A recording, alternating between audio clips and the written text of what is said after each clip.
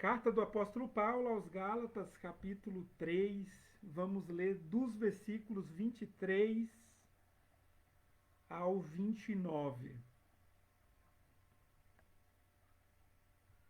Um dos grandes desafios da fé cristã, desde a inauguração do reino de Deus através da encarnação de Jesus, foi entendermos as diferenças, e Jesus sempre nos desafiou a que a unidade fosse superior é, é, às diferenças.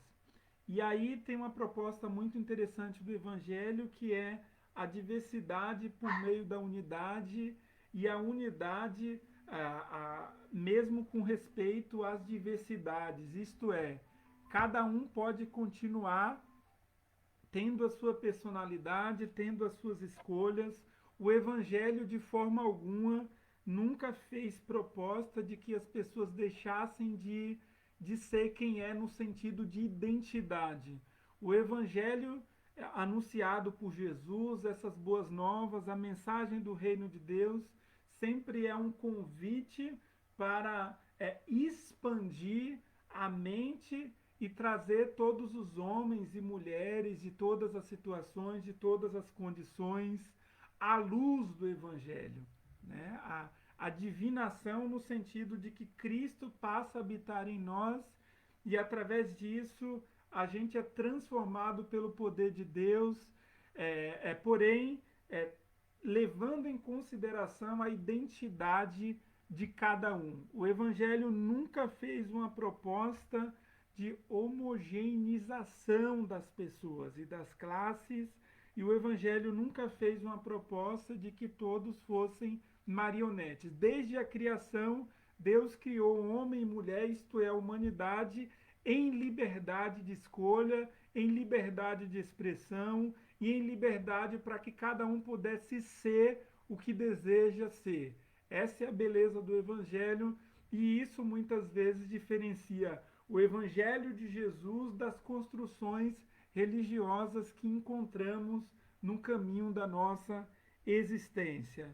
E desde o início, quando Jesus trouxe essa mensagem aos judeus do primeiro século, havia ali muitos desafios, porque estava posta uma cultura local, estava posta uma maneira de ser e de agir na vida. Os judeus estavam acostumados com seus ritos religiosos, os judeus estavam acostumados com os seus preconceitos, estavam acostumados com a sua visão de exclusividade, isto é, para o judeu do primeiro século, Deus e Yahvé eram Deus exclusivamente deles, a partir da promessa dada ao pai Abraão em Gênesis capítulo 12. Então os judeus entendiam que eram de uma nação, de um povo superior aos outros povos. Então a mensagem de Jesus, trazendo o evangelho para todos e para todas,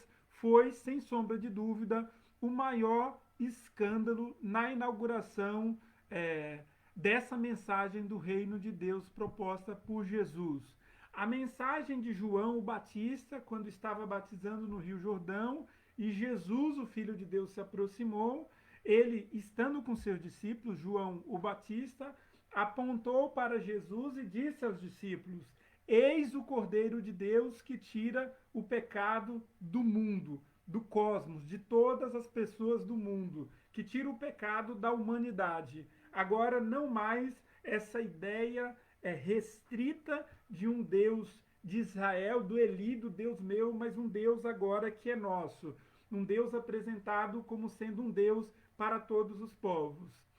É certo que no Antigo Testamento, a mensagem de Deus por meio dos profetas, homens e mulheres que foram usados e usadas para trazerem a profecia de Deus, a mensagem messiânica, também já falavam sobre isso. Porém, a compreensão do povo judeu até então, e foi e continua sendo ainda em muitas ocasiões, uma compreensão de um Deus exclusivo, de um Deus que atende apenas a um povo específico, enquanto que a mensagem trazida por Jesus através da sua vida, missão, obra, sacrifício, morte, ressurreição, sempre foi uma mensagem de alcance universal, sem acepção de pessoas. E quando Jesus subiu aos céus, ele deixou a missão com os discípulos, a igreja de Jesus, o Espírito Santo veio sobre a igreja, livro de Atos, capítulo 2, e a partir dali houve expansão da mensagem de Jesus por meio dos apóstolos, dos primeiros discípulos, houve perseguição do Império Romano em relação à igreja primitiva, e ali o reino de Deus foi se expandindo, indo para os gentios, para os não-judeus, para outros povos, o que gerou uma certa controvérsia entre os judeus que tinham se convertido e aqueles que tinham se convertido a Jesus, mas que não tinham origem judaica. E é nesse momento, depois de ter pregado o evangelho junto com Barnabé, nas igrejas da Galácia, na sua primeira viagem missionária, provavelmente, que o apóstolo Paulo estabeleceu algumas igrejas cristãs ali e se retirou para continuar com a sua missão, com as outras viagens missionárias.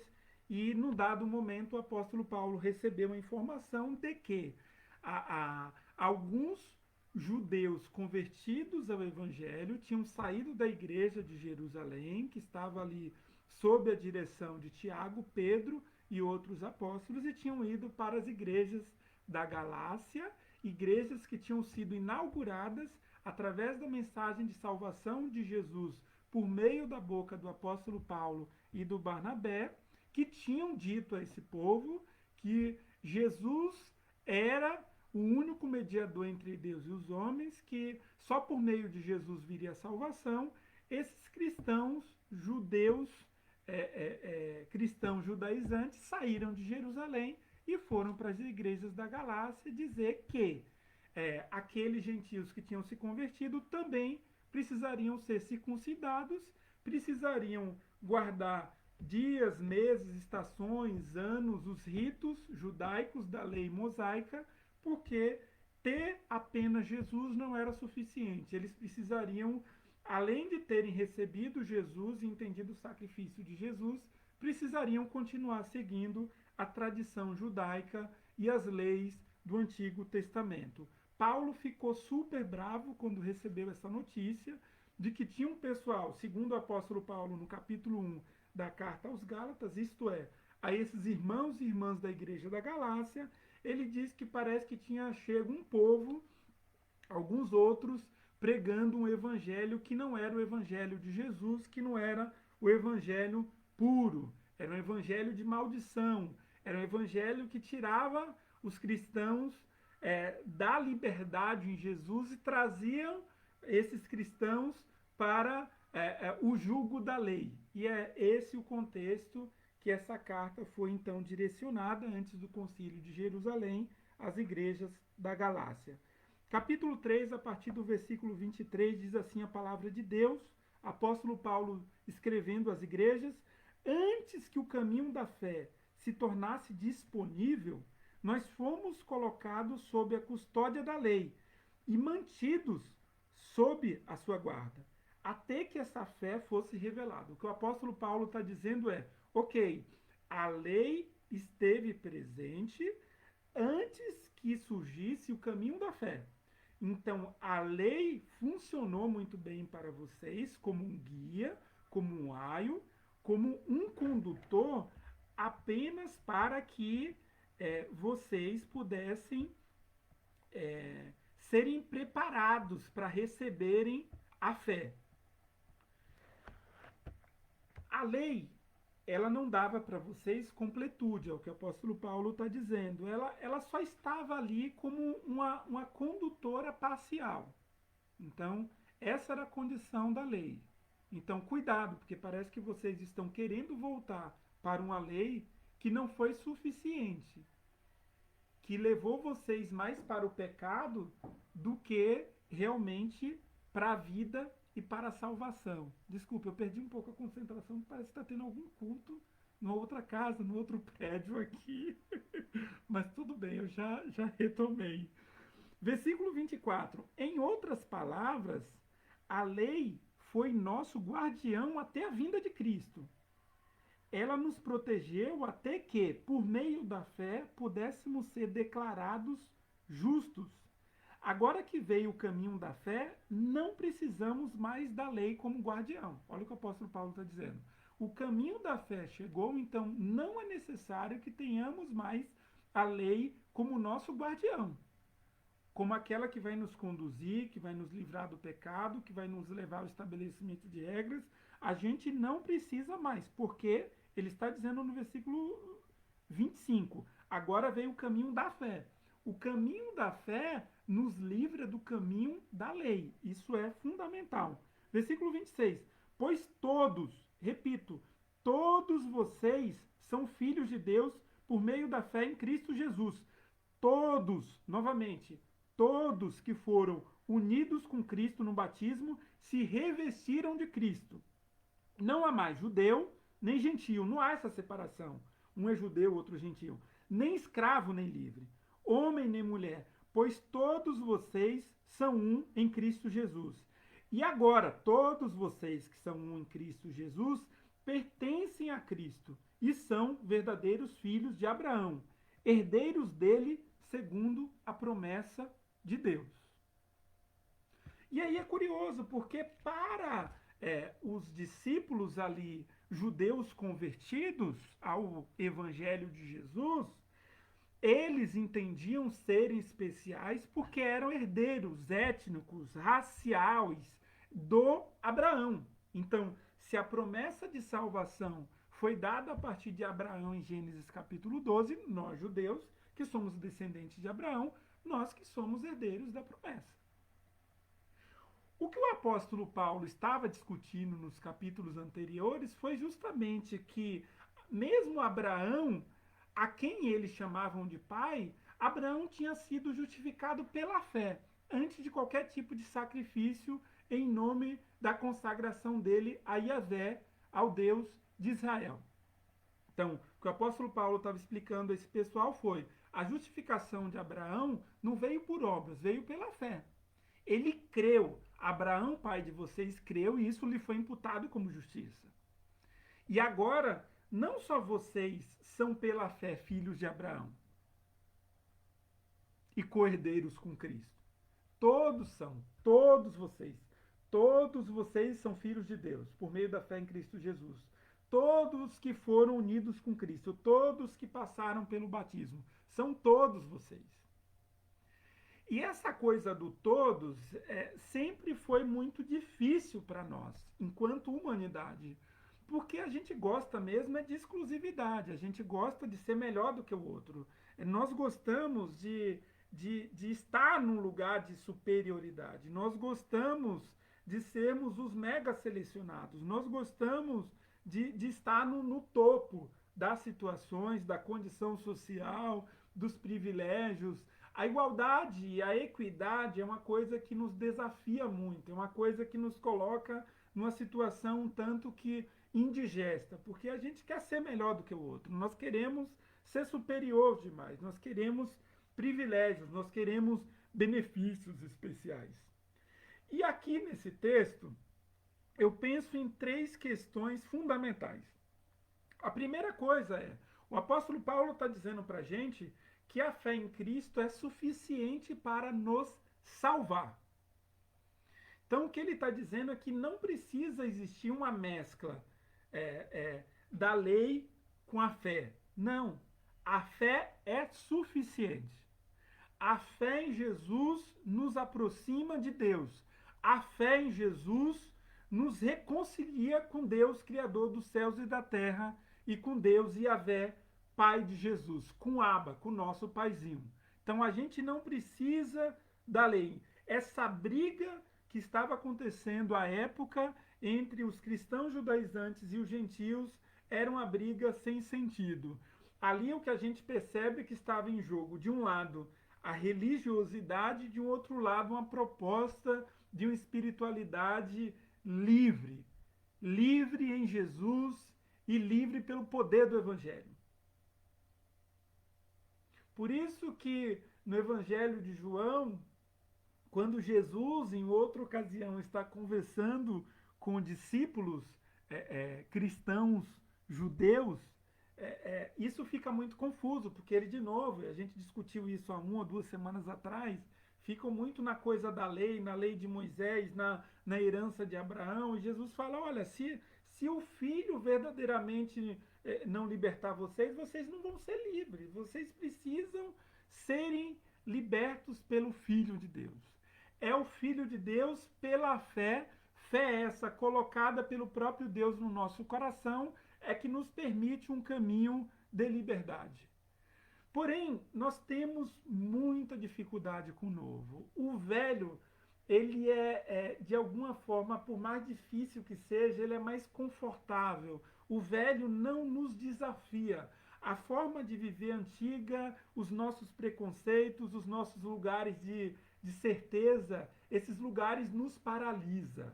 Esses lugares nos coloca em uma situação de não mudança. E o evangelho é sempre uma proposta de novidade de vida, de transformação.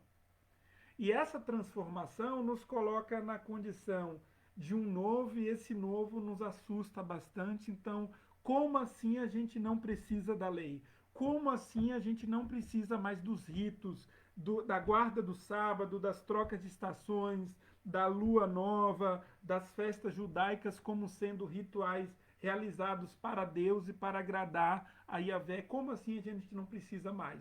E o apóstolo Paulo, ele discutindo com essa igreja, ou com essas igrejas da Galácia, ele diz que ele teve uma experiência com Jesus, que a mensagem que ele recebeu, que é o evangelho verdadeiro, veio diretamente da boca de Jesus para ele, não foi mediada por homens. Então, qualquer mensagem que diga que nós temos que pagar indulgência, que a gente tem que fazer sacrifício, qualquer mensagem que diga que nós temos que pagar R$ 150 na semente de um feijão para se livrar do coronavírus, qualquer mensagem que diga que a gente tem que pegar empréstimo no banco para dar dinheiro para a igreja, qualquer mensagem absurda dessa não advém do evangelho de Jesus, das escrituras sagradas.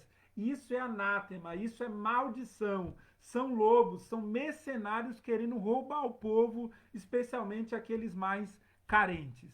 O evangelho de Jesus necessariamente é uma mensagem de libertação, de salvação, de esperança, de humanização para todos aqueles que têm acesso ao reino de Deus. A todos os homens e a todas as mulheres em todos os lugares do planeta. É uma mensagem de leveza, é um jugo suave, é uma proposta de fardo leve. Qualquer mensagem que anule a possibilidade de escolha, de liberdade do ser humano, do homem e da mulher, isso não é uma mensagem do evangelho. Isso é religiosidade falsa tentando controlar as pessoas, tentando ditar normas que sufocam. Essas pessoas não vão participar do reino de Deus e ficam impedindo outras que podem participar desse reino. A religião está destruindo o evangelho de Jesus. A mensagem dramática e com ênfase no inferno e na destruição está afastando pessoas das portas do reino dos céus. Tomara que a gente encontre um caminho de liberdade por meio da fé que há em Cristo Jesus. E essa fé é maravilhosa porque ela possibilita, inclusive, a dúvida no nosso caminho de espiritualidade. Por isso que o centurião lá falou: Senhor, ajuda a minha incredulidade. Que oração maravilhosa. Que momento especial. Quando um discípulo que acreditava em Jesus diz para Deus, pede para Jesus: Senhor, ajuda a minha incredulidade. A segunda questão importante nesse texto é que o caminho de fé, esse diferente do caminho da lei, o caminho de fé é para todos. O caminho de fé nunca foi para um grupo seleto. O caminho de fé é um caminho para todos. No caminho de fé não há acepção de pessoas. A espiritualidade, a possibilidade de participar do reino de Deus, de ter acesso à mensagem salvífica de Jesus, independe da origem étnica, da escolha religiosa, do sexo, do gênero, da classe social, do status quo, da condição social das pessoas, de qual o valor do teu olerite, se é que você tem olerite ou já recebe aquela transferência de 50 pau por mês, independe de tudo isso. Aqui, na proposta de Jesus e o que é fortalecido pelo apóstolo Paulo, nessa carta encaminhada às igrejas da galáxia, é que no evangelho de Jesus, nesse evangelho puro, nesse evangelho não religioso, mas que acontece no chão da vida, aqui não cabe nenhum tipo de preconceito. John Gill, um estudioso das escrituras, ele dizia o seguinte: tendo sido igualmente escolhidos em Cristo, tendo sido igualmente unidos a ele, tendo sido redimidos por seu sangue, tendo sido justificados por sua retidão, tendo sido regenerados igualmente por seu Espírito Santo, os filhos de Deus, mediante a fé em Cristo, por serem herdeiros da mesma graça e da mesma glória, embora de raça judaica ou gentílica, se referindo ao texto que lemos, embora escravos ou livres, que eram a divisão social daquela época no primeiro século, embora homens ou mulheres, todos estes formam como que um novo homem em Cristo, como que uma nova humanidade em Cristo, formam como que um corpo do qual Cristo é o cabeça. Uma única descendência espiritual de Abraão e de Cristo. Olha que maravilha. O evangelho de Jesus é o evangelho para todos.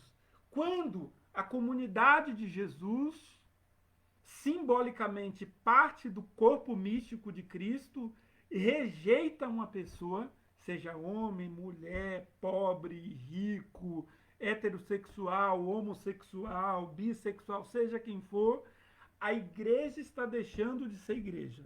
Porque a proposta de Jesus é de que seu corpo fosse formado a partir da diversidade, a partir da identidade de cada filho ou filha de Deus. Isso é a proposta do Evangelho. Se a religião está propondo alguma coisa diferente, cuidado com a religião. Abra mão da religião, mas mantenha o seu compromisso com o Evangelho de Jesus. Uma terceira questão importante aqui é que essa lei tão procurada pelos membros da Igreja da Galácia, essa lei foi atualizada em Cristo Jesus. A lei de Moisés foi transformada por Jesus em lei do amor. Gálatas capítulo 5, versículos 14 e 15. Diz assim a palavra de Deus: a lei principal e a lei que supera tudo é esta: ame o seu próximo como a si mesmo. Mas, se vocês estão sempre mordendo, olha que forte, mas se vocês estão sempre mordendo e devorando uns aos outros, tenham cuidado, pois correm o risco de se destruírem.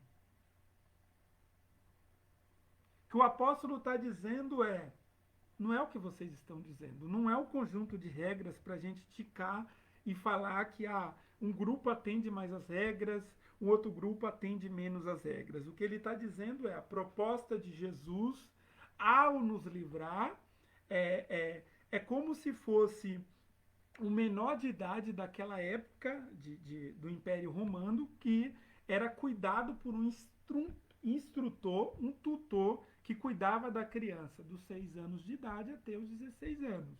Então se dizia que durante esse tempo essa criança não tinha vontade própria, ela era totalmente instruída pelo tutor, e o tutor que decidia.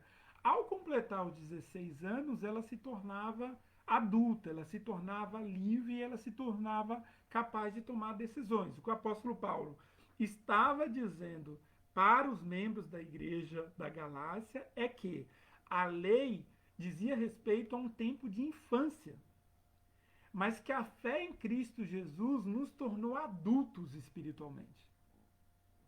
A fé em Cristo Jesus retirou essa tutela da gente. Não precisamos mais ser tutelados. A fé por meio de Cristo Jesus nos possibilitou um livre acesso a Deus e sem acepção de pessoas. O cristianismo, desde seu início, o evangelho de Jesus, a igreja primitiva, foi rompendo paulatinamente com aquela construção preconceituosa de seu tempo. Enquanto para o judeu existia uma oração diária que eles agradeciam a Deus por não ser mulher, samaritano, nem um cachorro, então eles desqualificavam a presença da mulher, na igreja de Jesus, apesar de um número grande de limites impostos ainda socialmente ali, já existia lugar para que as mulheres ensinassem nas igrejas. Existia um espaço para as mulheres. Paulo não foi, nem os discípulos revolucionários, propriamente, não brigaram por essas questões sociais, mas ali a gente pode dizer que já existia um protótipo de equidade, de igualdade entre as pessoas. Porque na comunidade de Jesus, no primeiro século, ainda que eles reconhecessem a estrutura escravocrata, na comunidade de Jesus, senhor e escravo ficavam juntos. Homens e mulheres tinham acesso um ao outro. Rico e pobre tinham acesso um ao outro. Judeu e gentil tinham acesso um ao outro. Então já era ali uma proposta de igualdade. Por que eu decidi e escolhi esse texto para conversar um pouquinho com vocês hoje?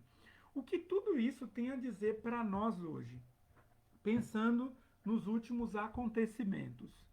A verdade é que nós somos muito preconceituosos, né? E tem muitos preconceitos e várias estruturas no nosso mundo hoje, no século XXI, que são estruturas excludentes de pessoas e ou grupos no mundo. No entanto, considerando os últimos acontecimentos, pensemos então um pouco sobre o racismo hoje no Brasil e nos Estados Unidos, que é o que tem aparecido para nós através das mídias sociais, das redes, das televisões abertas, dos grandes jornais internacionais e que estão trazendo para a gente, jogando na nossa cara o quanto o racismo acontece, o quanto o racismo continua destruindo a vida de tantos negros, e eu me identifico também como negro. Eu peguei algumas matérias aqui e gostaria de dividir com vocês. BBC Brasil, no site bbc.com, internacional de língua portuguesa, tem lá uma matéria, Morte de George Floyd. Por que eu não quis ver o vídeo em que ele é sufocado por policial? E aí vai falar com a gente alguém, desde que o vídeo mostrando o policial na cidade de Minneapolis, sufocando George Floyd, com seu joelho se tornou viral, tem sido quase impossível evitar assistir esse vídeo. Mas eu, uma mulher negra, decidi que desta vez não vou assistir esse vídeo. Para mim, é mental e fisicamente desgastante assistir a mais um negro desarmado morrendo por causa da ação de um policial branco. Eu sei que muita gente vai me dizer que eu deveria celebrar o fato de o vídeo ter viralizado, porque revela uma verdade, a de um problema social sistêmico profundo que ocorre há séculos nos Estados Unidos. Uma outra pessoa, Nia Dumas, disse o seguinte: quando conversei, né, um repórter disse que conversou com ela, com a Nia Dumas, uma afro-americana de 20 anos que mora nos Estados Unidos, ela disse que não conseguia parar de chorar ao ver os últimos momentos da vida de Floyd. A Nia Dumas disse: eu me via chorando às vezes 4 vezes por dia desde que assisti ao vídeo, disse ela. Foi muito traumático para mim. Nia mora no estado de Ohio, nos Estados Unidos, numa pequena cidade, onde convive com muita violência, e sempre conviveu. Quando estava crescendo, imagens de pessoas negras sendo mortas eram uma constante em sua vida. Disse ela: se não é George Floyd, é outra pessoa. É demais para mim. Uma outra, a Laetitia Candolo, é uma mulher negra de 28 anos que mora em Paris. Ela disse: nas últimas semanas conversei com várias pessoas sobre as vantagens de se compartilhar essas imagens nas mídias. A família dela vem da República Democrática do Congo, apesar de ela já morar lá, né, em Paris há 28 anos, e ela disse que inicialmente não foi fácil para ela assistir ao vídeo da morte do Floyd. Disse ela: eram tantas emoções para processar ao mesmo tempo, mas algumas horas depois, quando o vídeo não parava de ser comentado, resolvi ver de novo. Ele estava completamente indefeso e eu me identifiquei com essa condição, disse ela. Eu também me sinto indefesa todos os dias por ser uma mulher negra. Para não dizer que só estamos falando dos Estados Unidos ou da França, aqui no Brasil, o blog do Juca, o Caio Possati Campos, ele escreveu um texto muito interessante que nos convida a uma reflexão necessária para o nosso tempo, em que ele diz: Miguel não caiu, Miguel foi empurrado. Escreveu o Campos: se um coração bate aí dentro, não é para você continuar bem ou indiferente depois de saber o que aconteceu com Miguel, menino de 5 anos, que morreu ao cair do 9º andar de um prédio no Recife, enquanto procurava pela sua mãe, Mirtes. E já nem era para estar, né, tão aterrorizado. Depois das mortes da Ágata e do João Pedro. Também crianças que perderam a vida depois de serem atingidas por disparos de armas policiais, igualmente responsáveis por assassinarem o músico Evaldo Souza e o catador de material reciclado Luciano Macedo, com acidentais 80 tiros no ano passado, para não dizer tantos outros casos. Miguel não caiu, essa criança de 5 anos. Miguel foi empurrado. Miguel morreu pela existência de uma estrutura no Brasil que faz uma mulher negra, quase que na obrigatoriedade de uma lei, passear com o cachorro da patroa, enquanto a patroa livra-se da responsabilidade de cuidar do filho da mulher negra, com a mesma indiferença que descartamos um objeto no lixo. No site do El País Brasil, a historiadora Larissa Ibiúme, mestranda em História Social da diáspora centro-africana, usou seu Instagram para chamar a atenção do componente racista da trágica morte de Miguel. Disse ela: a história desse país, nosso país, de herança escravista, e esta história do Miguel mostra que, para essa patroa branca, uma criança negra não vale mais que seus cachorros. Hoje eu novamente tenho dificuldade de respirar, pensando na mãe de Miguel e em todas as mães de crianças pretas nesse país. Ela escreveu. Clay, o que é que tem a ver essa discussão social, essa campanha de que vidas negras valem a pena, vidas negras importam?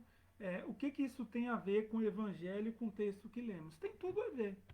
Tem tudo a ver, e eu diria que, se por um lado a Igreja de Jesus, que se constituiu como igreja cristã no mundo, por um lado ela cooperou e ajudou como protótipo de que se trabalhasse as diferenças.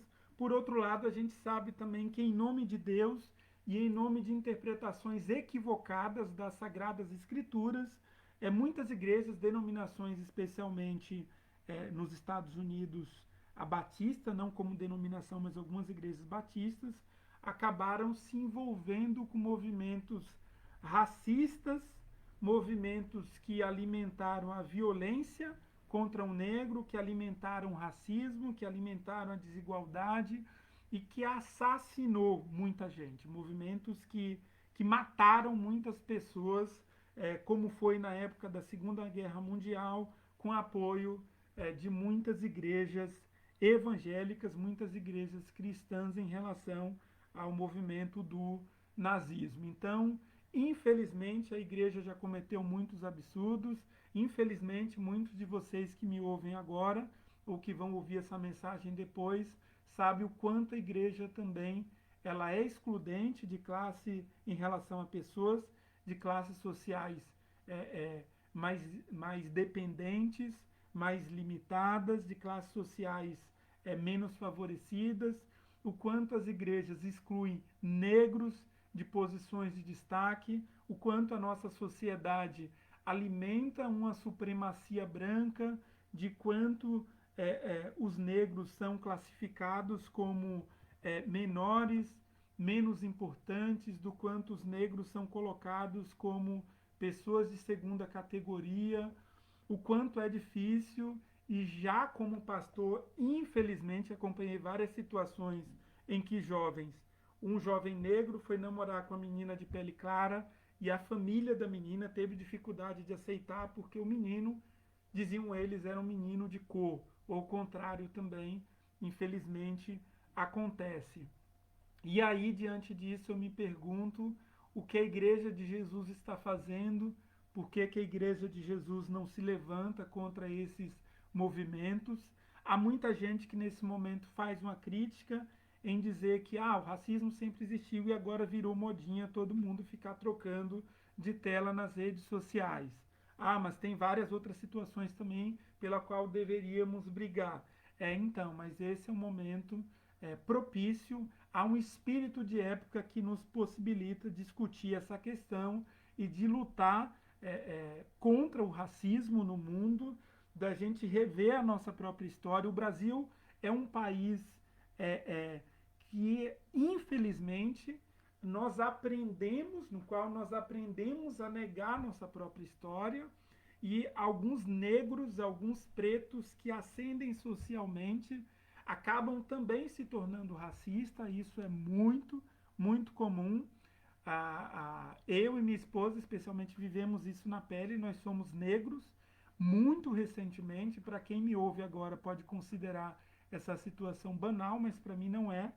Muitas vezes em compras de mercado mensal, eu tenho o hábito de verificar a validade dos produtos. E com isso eu demoro mais, porque antes de colocar no carrinho eu vou verificando a validade e prefiro um produto que tem uma validade mais distante. E por vários momentos aqui na cidade de São Paulo eu fui confundido com funcionário do mercado.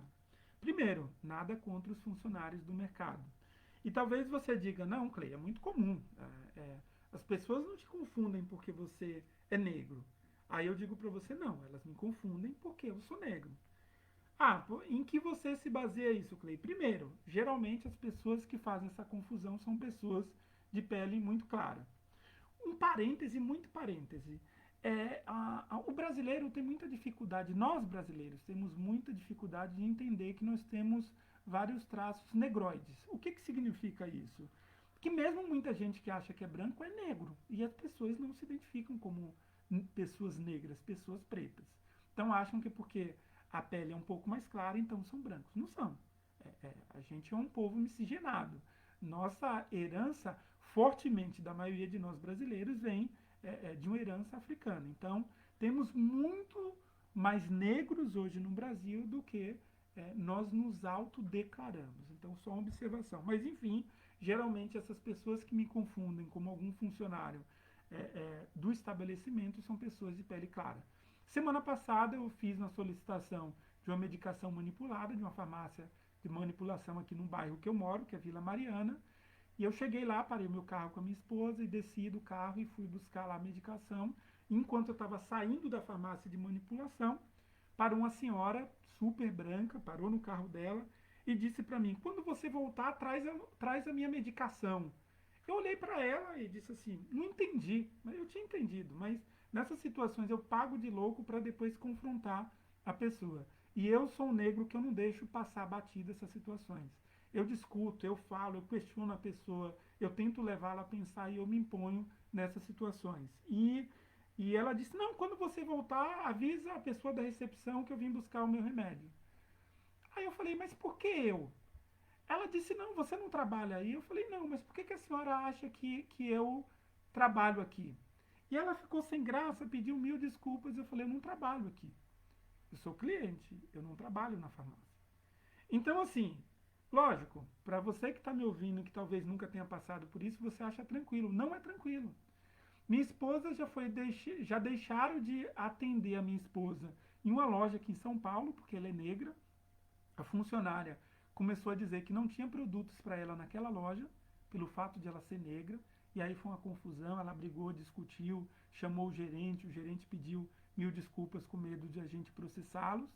Então, assim, é muito difícil. Minha esposa é psicóloga, eu sou também psicanalista além de pastor, e no prédio comercial que nós atendíamos, teve uma vez que alguém a confundiu com o pessoal da faxina, de novo, nada contra o pessoal da faxina, mas aí quando ela falou que não era da faxina e a pessoa questionou por que ela não estava com uniforme de faxineira, e ela falou, sou psicóloga e atendo no 10º andar.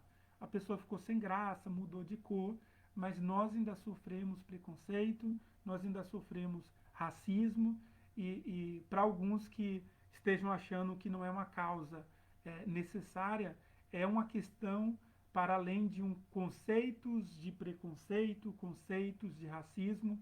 Não é só uma discussão teórica, é uma discussão que envolve sobrevivência.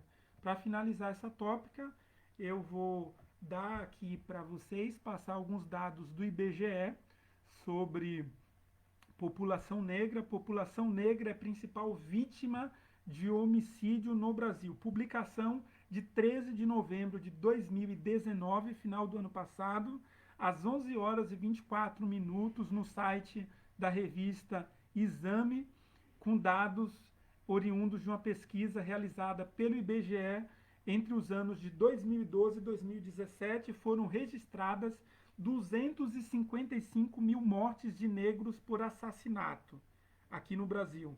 Em proporção, negros têm 2,7 mais chances de ser vítima do que os brancos. Então, o negro tem quase 3 vezes mais chances de ser assassinado no Brasil do que alguém de pele clara. A população negra tem 2,7 chances mais de ser vítima de assassinato do que os brancos. É o que revela o informativo de desigualdades sociais por cor ou raça no Brasil, divulgada naquela quarta-feira, dia 13, no Rio de Janeiro, pelo Instituto Brasileiro de Geografia e Estatística, IBGE.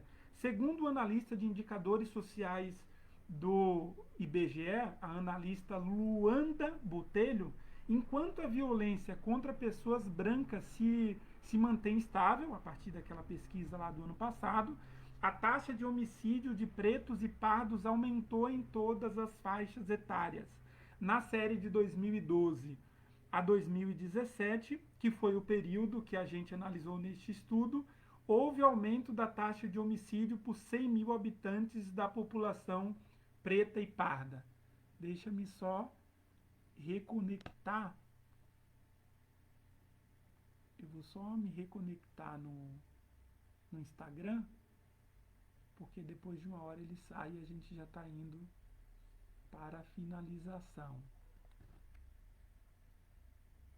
Estou me reconectando aqui ao Instagram.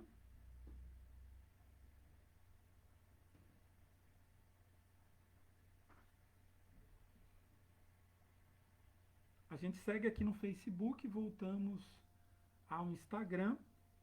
Então, de acordo com os dados do Sistema de Informações sobre Mortalidade, o SIM, do Ministério de Saúde, foram registradas 255 mil mortes de pessoas negras por assassinato nos últimos 6 anos.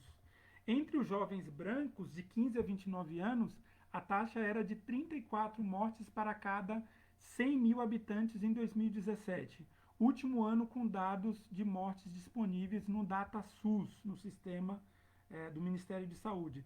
Entre os pretos e pardos, eram 98,5 assassinatos a cada 100 mil habitantes.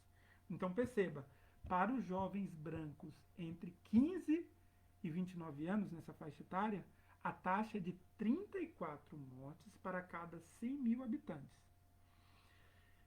Na mesma faixa etária, jovens pretos e pardos entre 15 e 29 anos, a taxa vai de assassinatos de 98,5 pessoas a cada 100 mil habitantes. Então, quase 3 vezes mais risco um negro sofre quando sai de casa, quando vai trabalhar, quando é abordado por um policial, é, é, quando se aproxima de ruas, de espaços públicos. A cada dia que as pessoas acordam no Brasil, o negro, diante de um quadro de violência, ele tem quase 3 vezes mais chance de ser assassinado do que alguém de pele branca. Então a gente está falando, quando sustentamos que vidas negras importam, a gente está priorizando nesse momento as vidas negras, as vidas pretas, porque o risco de morte é maior para os negros. Isso eu não estou falando na minha cabeça, eu estou dando uma base estatística para vocês, podem procurar IBGE, estudo informativo sobre desigualdades sociais por cor ou raça no Brasil, pesquisa da série 2012 a 2017. Então, de novo, a pergunta que eu coloco aqui é: o que a Igreja de Jesus está fazendo? Como que a gente enxerga esse absurdo? Como que a gente se coloca? E o quanto nos espaços religiosos a gente acaba sustentando esse posicionamento, alimentando a desigualdade entre homens e mulheres, alimentando a desigualdade entre pessoas de pele clara e pessoas de pele escura. Tomara que despertemos para isso, tomara que a gente não veja esse movimento simplesmente como um movimento de modinha, mas isso nos leve a pesquisar, a nos apropriar do que tem acontecido e a nos posicionarmos como Igreja de Jesus. A mensagem profética da Igreja necessariamente passa pela justiça, passa pela humanização das relações sociais, passa pela diminuição, se não extinção das desigualdades sociais, passa pela sensibilidade às causas daqueles que mais sofrem, e é fundamental que a Igreja não se distancie disso, é fundamental que a Igreja não fique só pensando na sua realidade entre quatro paredes, que nesse momento nem é possível, né? Estou aqui da minha casa, vocês estão da casa de vocês. Tomara que, apesar de fazermos as críticas aos cristãos judaizantes do primeiro século, como a gente leu ali do texto de Paulo aos Gálatas, que nós também pensemos sobre isso. Será que, de alguma maneira, não estamos fazendo isso quando a gente não se apropria de causas que são tão importantes, quando a gente não se envolve com aqueles que são minoridade, ou em termos de representação? Será que essas minorias e essas causas não nos afetam? Será que a gente acha que a causa do reino de Deus é oração e leitura da Bíblia, sem envolvimento com a realidade que nos cerca? Tomara que o Espírito de Cristo nos mobilize, tomara que o Espírito de Cristo nos coloque numa situação de reflexão, e Deus queira que, pela ação poderosa do Espírito Santo, que a nossa espiritualidade aconteça na vida, aconteça em movimentos de combate ao racismo, a começar em nós, a começar das nossas relações mais íntimas, a começar da viabilidade de oportunidade ou não daquelas pessoas que representam essas classes que menos têm acesso à educação, ao direito, à saúde, à vida comunitária. E eu quero, antes de fazer oração, colocar uma música aqui da querida Elza Soares, falando sobre a carne negra. Se você puder aguardar, em 5 minutos a gente encerra esse nosso tempo de celebração. Peço perdão pela demora, geralmente a gente encerra às 4, mas eu me empolguei um pouquinho a mais aqui e a gente vai encerrar daqui a 5 minutos.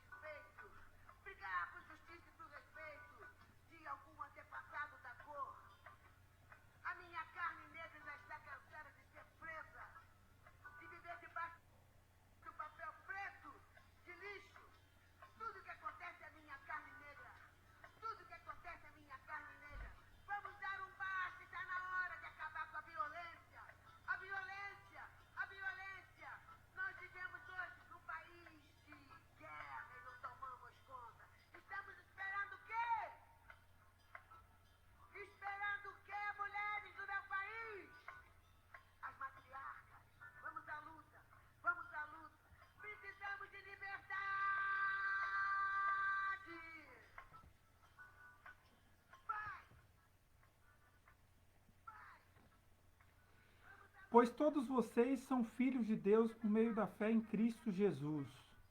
Todos que foram unidos com Cristo no batismo se revestiram de Cristo. Não há mais judeu nem gentil, escravo nem livre, homem nem mulher, negro ou branco, americano ou brasileiro, africano ou europeu, pois todos vocês são um em Cristo Jesus. Senhor, graças te damos mais uma vez e pedimos sobre nós a tua misericórdia, a tua proteção, teu cuidado e que o Senhor nos ajude, como igreja brasileira, como parte do corpo de Cristo aqui, a nos mobilizarmos com consciência, com espiritualidade saudável, com discernimento do teu Espírito Santo sobre causas que nos tocam o nosso povo, tocam a nossa história e mancham também a história da igreja aqui, muitas vezes omissa e reprodutora dessa desigualdade social e desse racismo. Pedimos perdão, pedimos misericórdia, que teu Espírito Santo, o Espírito da verdade, o Espírito do Cristo ressuscitado possa nos mobilizar e possa transformar a nossa maneira de crer, a nossa maneira de pensar, a nossa maneira de sentir. Que isso nos humanize cada dia mais e que isso nos faça estar misturados com a vida, com o mundo e com a realidade do nosso entorno, que isso possa gerar muita vida em nós e através de nós. Muito obrigado por esse tempo.